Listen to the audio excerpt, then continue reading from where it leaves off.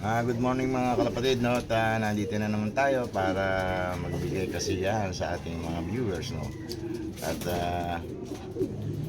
medyo masama daw yung panahon sa Calamba, no? So hindi pa Calamba. Pagsanan tayo ngayon. Pagsangan pa lang. Sorry. Pagsanghan, no? At hindi pa nire-release yung mga ibon. Maulan daw doon. Kita ninyo, Carmona lang, nagkaubusan na. Kaya medyo maingat ang PFC, no, sa mga ganyang bagay. Hindi basta-basta nagre-release. Wala silang may pinapahalagahan nila yung mga member, no? Ganun po yun. Napaka mababait ang mga direktor dyan sa PFC, no? Hindi nila pinababayaan yung mga ibon dyan kasi nga ay medyo talagang mga ibon dyan mahuhusay, kaya iniiwasan nilang mawala yung mga ibon kasi hindi lahat po ng mga ibong nawawala ay mahina, no? Marami ring magagaling na nawawala, napapadpad lang sa ibang lugar, kaya hindi nakakabalik dahil nanghihina na yung kanilang resistensya, no? Yun po yung mga kalapatid, no? Kaya tabayanan natin yung nilang pag-release. Alam naman yung mga convoyer dyan, saka yung driver, veterano na yan. Na talagang pinag-iingatan nila yung mga ibon. Pero ganun pa man din, hindi rin maiwasan yung masama ang panahon.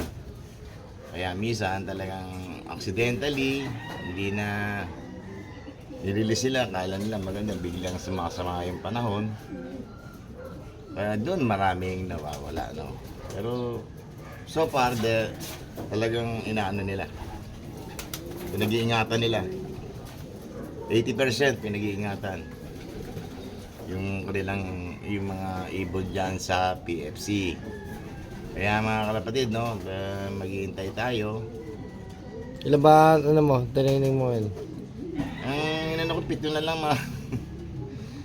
pito na lang po yung ating diniraining, no? Kasi nga Pero lahat-lahat, ilan ang total ng panlaban natin? 12 yata. 12. 12, no? 12. So, kahapon lang kasi dumating yung iba, mga kalapatid.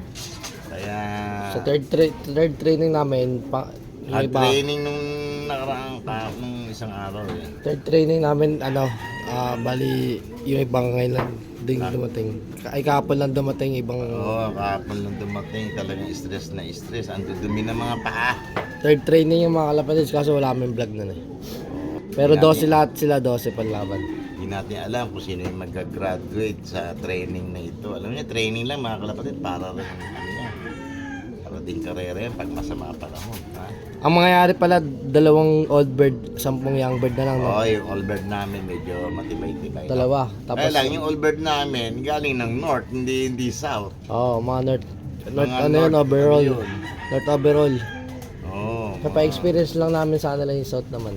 Ano na, pina-experience lang dun sa mga south race, no? Kasi magagaling din yung mga kalapatid mo. Pero umuwi pa rin, Mga Jansen Arendonk, no? Pero matutulin. Tested na, matutulin. Dahil yung Si isa Angel. doon ay dalawang... Si Angel. Ha? Si Angel yun eh. Si Angel. Si Angel yun. 2 champion po yun. Magaling po yun sa north, hindi sa south, ha? Sa south, tingnan natin kung anong gagawin nila. Pero naman, maganda naman yung pagdating-dating niya dito. Hindi naman nagpapahuli yung mga ibon na yan, ha? Kasi nga sila ay original ng Jansen Arendonk, no? Kaya hintay-hintay tayo. Tapos sana medyo maraming umuwi. Kung makumpleto natin, ibadalit sabi 7, ha? 7. Sige po, hintay na lang tayo na medyo ako po ay may gagawin pa. So wait na lang tayo ng konti.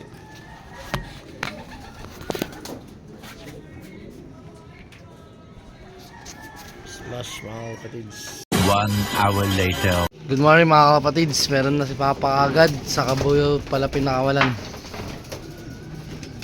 Tatlo na agad mga kapatids. Apat na nanihintay. Binaba siya galing ng pagsanaan ngayon. Binaba dahil masama ang panahon doon. Ginawa na lang Kabuyo Laguna.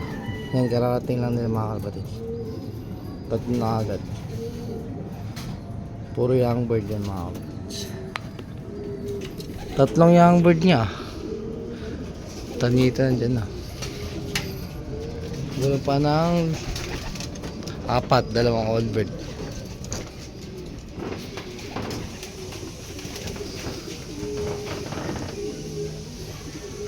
A few moments later. Mga kalapatids, meron ulit mga kalapatids. Young bird ulit.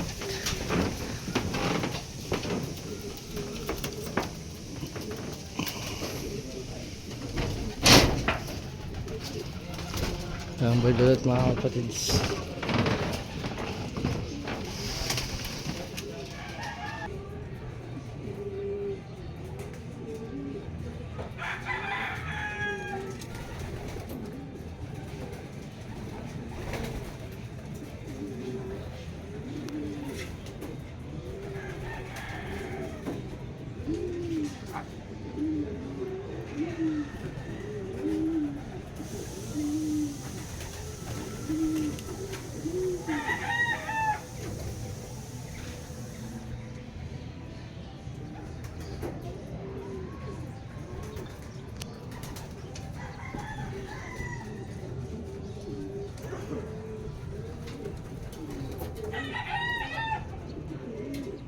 Young bird pala ulit mga kalapatids.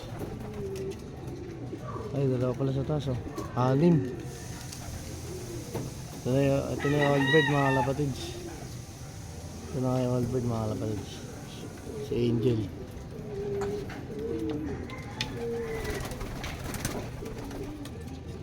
Anim na. Isa na lang kulang, isang old bird na blue band.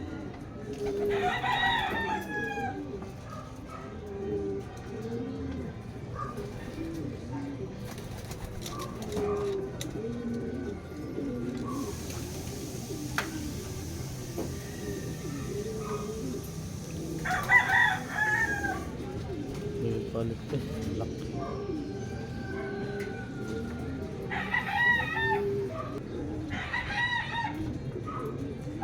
Ayan.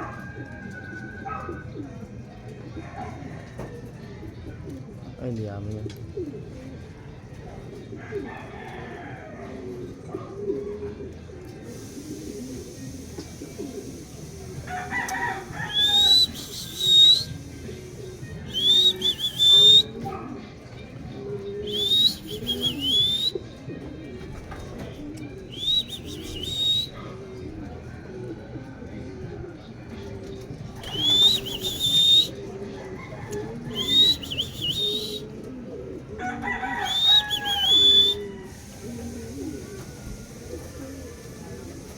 Young bird ulit mga kalapatids.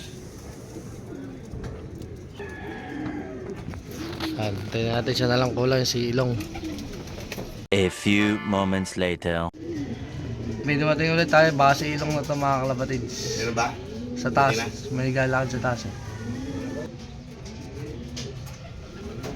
Ayun na, si Ilong na nga mga kalapatids. Yung Ilong yung mga kalapatids, ang laki.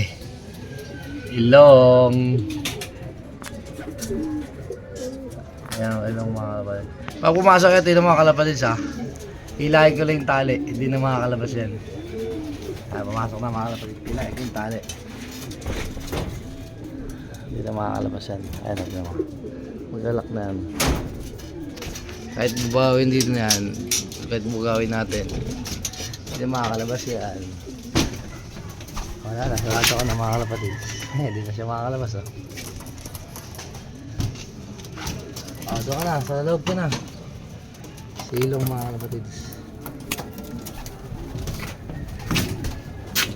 Oops. Buksan na ulit natin.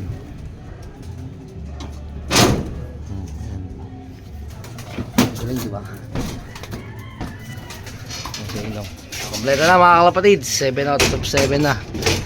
Di ba kasi di nakarga dahil hindi na kondisyon, nahirapan ng last training.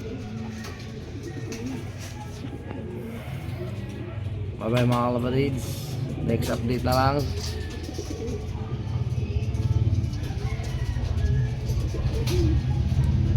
Huwag niyo makakalimutan mag-like, mag-share at mag-subscribe mga kapatids. Lagi sumubaybay kay Super Mario Pigeon Racing, aka Mario David Pigeon Pansier.